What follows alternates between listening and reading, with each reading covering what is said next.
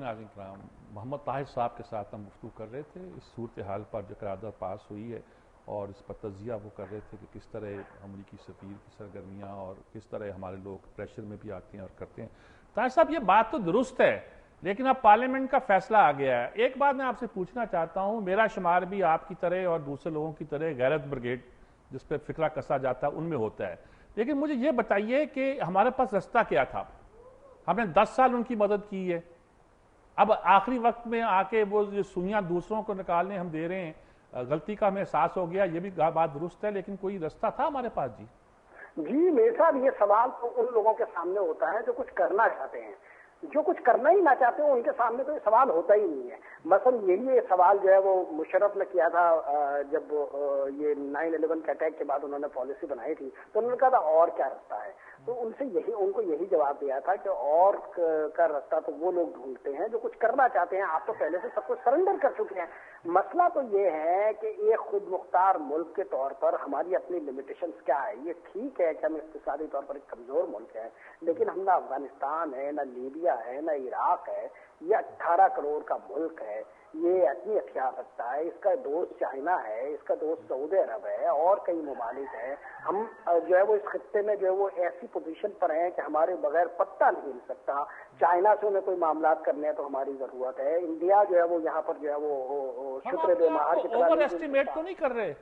جی ہم over estimate تو اپنے آپ کو نہیں کر رہے کہ ہم جی بالکل نہیں کر رہے۔ ہم یہ خرابی پیدا ہوئی ہے خود کو انڈر ایسٹیمیٹ کرنے سے، اوور ایسٹیمیٹ کرنے سے پیدا نہیں ہوئی ہے میرے صاحب۔ ہم اپنے آپ کو انڈر ایسٹیمیٹ کرتے ہیں، اس کی وجہ سے یہ پیدا ہوئی ہے۔ جو لوگ خود مختار ہوتے ہیں، یہ دیکھیں شمالی کوریا نے آج میزائل تجربہ کیا ہے اور پوری دنیا بیٹھ گئی ہے، اور یہ شمالی کوریا یہاں پر اپنی خود مختاری کا احساس رکھتا ہے۔ پوری دنیا ان کا کچھ نہیں کر سکتی۔ ایران کا کیا کر پائے یہ اب تک، اور یہ باقی میں، اور ہم شمالی کوریا اور ایران بھی نہیں ہے، معاف کیجیے گا، ہم اس سے بہت آگے کا ایک ملک ہے، اور ہماری اپنی اکانومی ہے، اور ہماری اکانومی کے اعداد و شمار جو ہے وہ ہمارے وزیر خزانہ کے بنائے ہوئے نہیں ہوتے۔ ہماری ان ڈاکومنٹڈ اکانومی سے ہمارا ملک چل رہا ہے، ڈاکومنٹڈ اکانومی سے نہیں چل رہا۔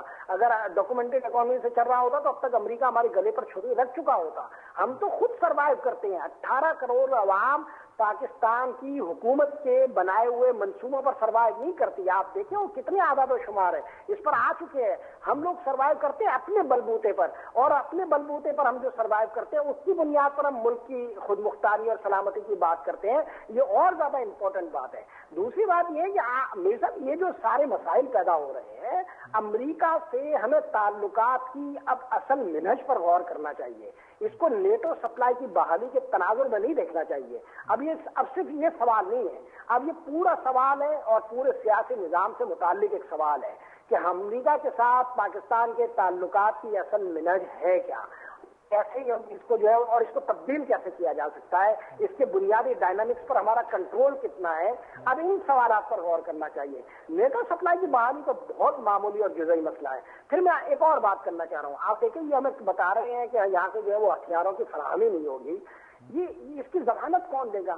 جب یہ نیٹو سپلائی ہم نے سلالہ چیک پوسٹ والے واقعے سے بند کر دی تھی، اس کے کئی دنوں کے بعد جب ہم ابھی غیرت سے جو ہے وہ سرشار تھے اور اپنی جو ہے وہ خود مختاری کا نعرہ بلند کر چکے تھے، اس وقت ہمیں احمد مختار نے اچانک چٹکی لی اور کہا کہ جی نیٹو سپلائی تو کبھی بند ہوئی ہی نہیں ہے، اور یہ ہیومینیٹیرین گراؤنڈ پر جو ہے وہ پہلے سے جاری ہے اور اب بھی جاری ہے، اور خوراک ان کو دی جا رہی ہے۔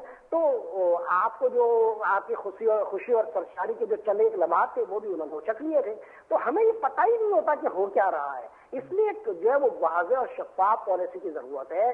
یہ ملٹری اشرافیہ کو بھی پتہ ہونا چاہیے، یہ سیاسی اشرافیہ کو بھی پتہ ہونا چاہیے کہ شعبدہ بازی کا وقت گزر چکا، اب ایسا نہیں ہونے والا۔ دیکھیں 2 چیف آف آرمی اسٹاف سابق ایسے ہیں جو عدالت کے رحم و کرم پر ہیں، 2 سابق DGISI ہے جو عدالت کے رحم و کرم پر ہیں۔ کل جو ہے وہ پشاور میں ISI کے سیکٹر کمانڈر کو طلب کر لیا گیا، اور GHQ اور ISI کو کہہ دیا گیا کہ انکوائری کریں اس پر۔ یہ جو معاملات ہیں یہ اب اس طرح نہیں چل سکتے، یہ ملک ایسے نہیں چل سکتا۔ 18 کروڑ کی قوم اب اس کے لیے تیار ہی نہیں ہے۔ آپ نے 60 برسوں میں ثابت کر دیا ہے کہ اختیارات کے جن منبعوں پر آپ بیٹھے ہوئے ہیں وہاں پر آپ نے اپنے اپنے کھیل کھیلے۔ اب آپ دیکھیں یہ جو ابھی تازہ ترین ANF والا واقعہ ہے، اس کے بارے میں ایک جو ہے وہ TV پروگرام میں یہ کہا گیا کہ جو بریگیڈیئر فہیم ہے ان کے مسئلے کو جب وزیر اعظم کی سطح پر فوج نے اٹھایا اور بات ہوئی تو ان کو یہ تسلی دی گئی کہ بریگیڈیئر فہیم صاحب کچھ نہیں کریں گے، بس آپ سیکریٹری ڈیفینس جو آپ نے ہٹایا ہے وہ واپس لے آئیں۔ اس پر ISPR کو تردید کرنی چاہیے۔ یعنی آپ ملک کے اتنے حساس معاملات، 7 ارب روپے کی کرپشن کو یعنی اپنی جو ہے وہ سودے بازی کے لیے استعمال کر رہے ہیں، بارگیننگ کے لیے استعمال کر رہے ہیں۔ یہ ملک اس طرح چلے گا؟ ان شعبہ بازیوں کا وقت ہے جن حالات سے گزر رہے ہیں، اور پاکستان یہاں پہنچ چکا ہے۔ یہاں پر آپ دیکھیں ساری جو سینٹرل گریز قوتیں ہیں اور مرکز گریز قوتیں ہیں وہ انلیش ہو چکی ہے۔ آپ دیکھیں ابھی ایک آدمی اندرون سندھ کے ایک سیاستدان کا انتقال ہوا ہے جسکم کے، ان کے بارے میں ٹی وی چینلز پر ان کو رومینٹیسائز کیا گیا ہے، یا اور کس طرح رومینٹیسائز کیا گیا ہے۔ وہ ٹھیک ہے ایک رہنما تھے اور ان کا احترام اور عزت کرنی چاہیے، لیکن مرکز گریز قوتوں کو اب ٹی وی پر جس طرح پذیرائی مل رہی ہے، اخبارات میں جس طرح پذیرائی مل رہی ہے، سب سے بڑا فریڈم مارچ کیا ہے انہوں نے۔ ایسے حالات میں آپ ان معاملات کو اس طرح استعمال کر رہے ہیں۔ اچھا بھائی طاہر صاحب، یہ آپ تو خود ہی آپ نے وہ باتیں چھیڑ دی جو میں پوچھنا چاہ رہا تھا۔ میں اب اس کا اگلا بھی ایک حصہ ہے وہ بھی آپ سے پوچھنا چاہوں گا، وہ یہ ہے کہ ساری اپنی لا ٹیم بدل دی انہوں نے، سیکرٹری بھی بدل دیا اور وزیر تو بدلا ہی تھا، اور اس کے بعد انہوں نے اٹارنی جنرل بھی بدل دیا، اور سارے یہ لوگ وہ لے ہیں جو PCO ججز تھے سوائے فاروق نائب کے۔ ظاہر ہے کہ وہ تو ایک ہمارے مستند وکیل بھی ہیں اور عزت و احترام بھی ہے ان کی، لیکن قریبی دوست بھی ہیں۔ یہ سارا اب کیا کرنا چاہتے ہیں کورٹ کے ساتھ توہین عدالت کے کیس میں؟ یہ کیا کھیل کھیلنا چاہتے ہیں؟ دیکھیں میر صاحب، سچی بات تو یہ ہے کہ آصف علی زرداری نے جو ہے اور ان کی حکومت نے ہر وہ موقع جو انہیں میسر آیا اس کو پوری طرح استعمال کیا ہے، اور اپوزیشن کی تمام قوتوں نے ہر وہ موقع جو انہیں میسر آیا تھا اس کو ضائع کیا ہے۔ اب سچویشن یہ ہو گئی ہے کہ زرداری صاحب کی حکومت اس مرحلے میں داخل ہو گئی ہے جہاں کوئی بھی فیصلہ کیا جائے ان کے حق میں جائے گا۔